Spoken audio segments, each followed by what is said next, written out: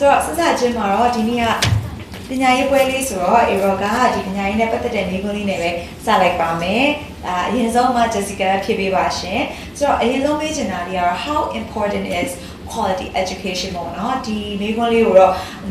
ဒီမိဘတယောက်အနေနဲ့ရောဒီကျောင်း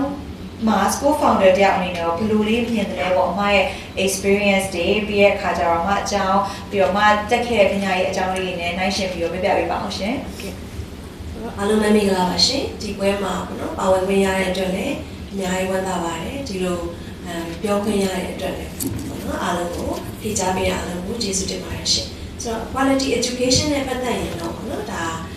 ပြောပြရရင်ကျမကိုယ်တိုင်ရဲ့အကြောင်းလေးကနေအရင်စပြီးတော့ပြောချင်တယ်ပေါ့နော်ကျမက73ညဆောင်ပေါ့နော်ရှမ်းပြည်ဇာတိဖြစ်ပါတယ်ရှမ်းပြည်ကရက်ဆောက်မြို့ကလေးမှာမွေးတဲ့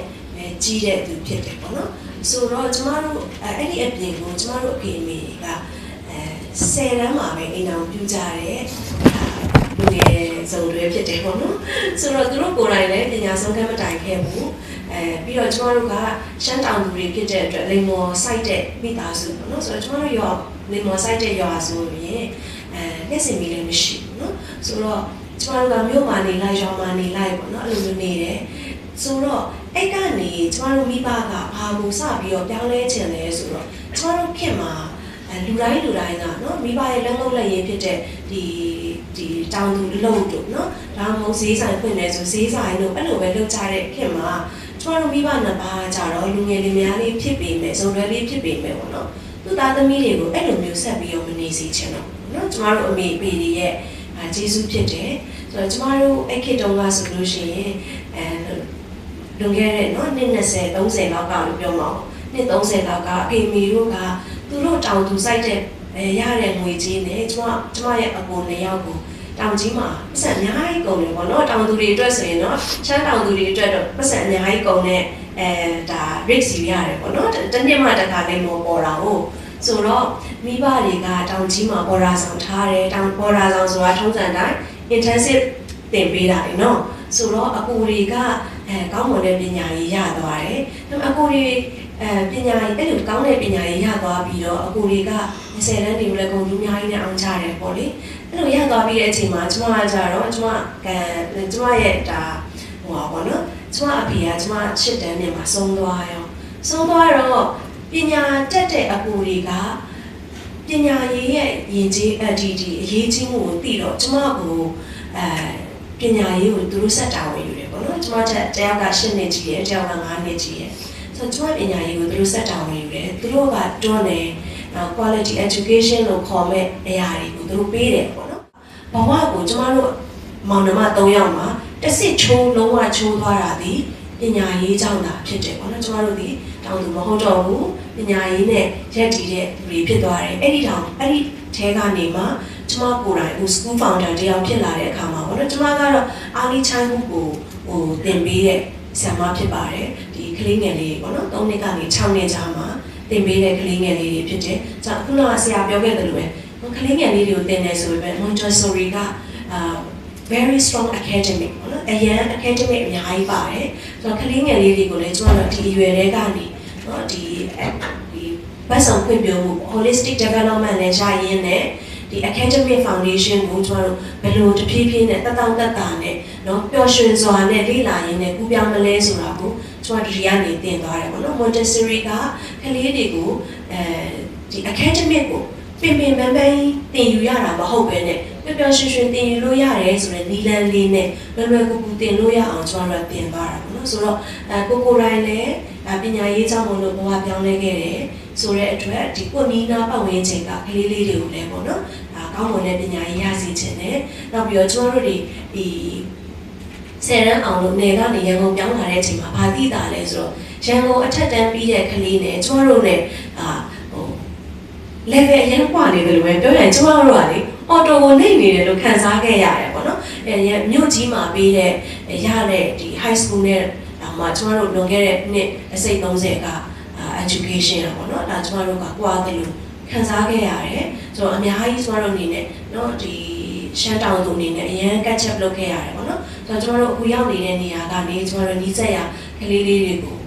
နော်ကျွန်မဒီဆရာမတယောက်အနေနဲ့ကောင်းမွန်တဲ့ quality education ပေးတယ်အဲ့လိုပဲအခုချိန်ထိလည်းကျွန်မ diploma class တွေတက်နေသေးပဲလေ့လာနေသေးပဲအသက်က40ပြည့်ပြီနော်ဆိုတော့လေ့လာနေသေးဖြစ်တယ်ကျွန်မသမီးလေးကိုလည်းပေါ့နော်တစ်ခါကြလို့ရှိရင်အရန်ကုန်မှာနေရတာအရန်တော့သူတောင်းတာဖြစ်တော့လေအရန်ဆူညံတယ်လို့ခံစားရတဲ့အချိန်ကြရင်နေမှာပြန်ပြီးအခြေချစဉ်တဲ့စိတ်ပေါက်တယ်ပေါ့နော်ဒါပေမဲ့ education တစ်ခုတည်းနဲ့ပဲကျွန်မရန်ကုန်မှာ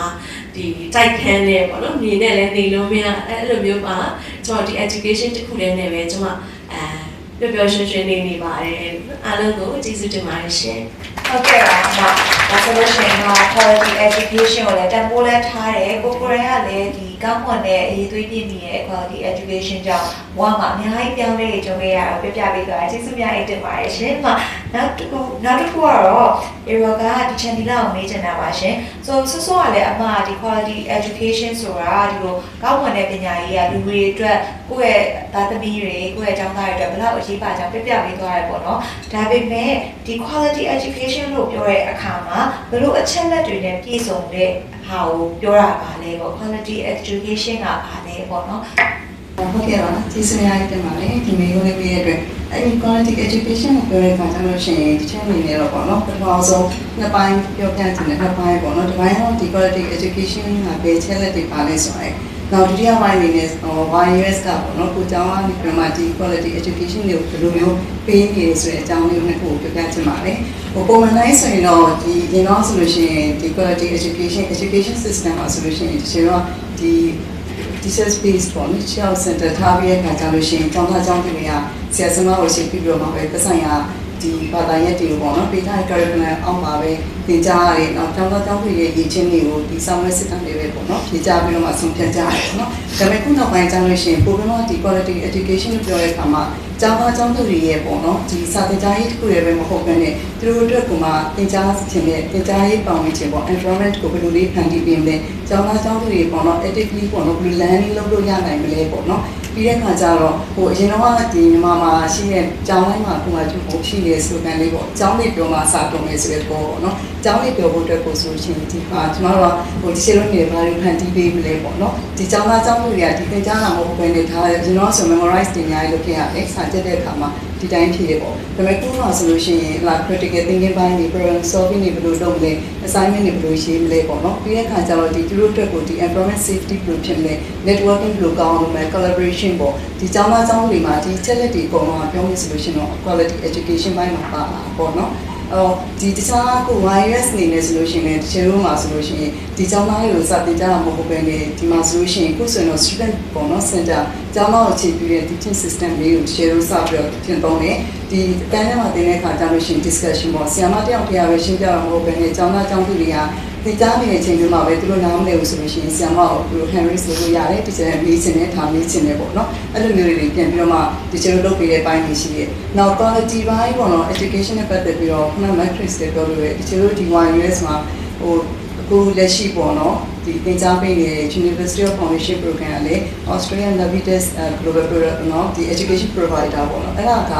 2005ခုနှစ်ကလေးအစခဲ့တယ်ပေါ့နော်ဒီ education program ကိုရဖို့အတွက်ဆိုလို့ရှိရင်လည်းအစစ်စစ်ပေါ့နော်စစ်ပြီးတော့မှရရှိခဲ့တဲ့အနေအထားဖြစ်တယ်ပြီးထားတဲ့ဒီ teaching ဘိုင်းမှာဆိုလို့ရှိရင်လည်းဒီကျေလိုပေးထားတဲ့ဒီ assignment တွေဒီ exam paper တွေကလည်းဒီသက်ဆိုင်ရာဒီ Navitas provider ကိုပြန်ပြီးပို့ရတဲ့အခါမှာဒီ quality ဘိုင်းနဲ့ပတ်သက်ပြီးတော့လည်းဒီ program တွေနဲ့ဒီပေါ်တော့ YUS ကပေးတဲ့ quality education က quality education ဖြစ်တယ်ဆိုရင်ဒီချိန်နဲ့တွေ့ခဲ့တာဆိုလို့ရှိရင်ဒါအနည်း20ကျော်တဲ့ဒါ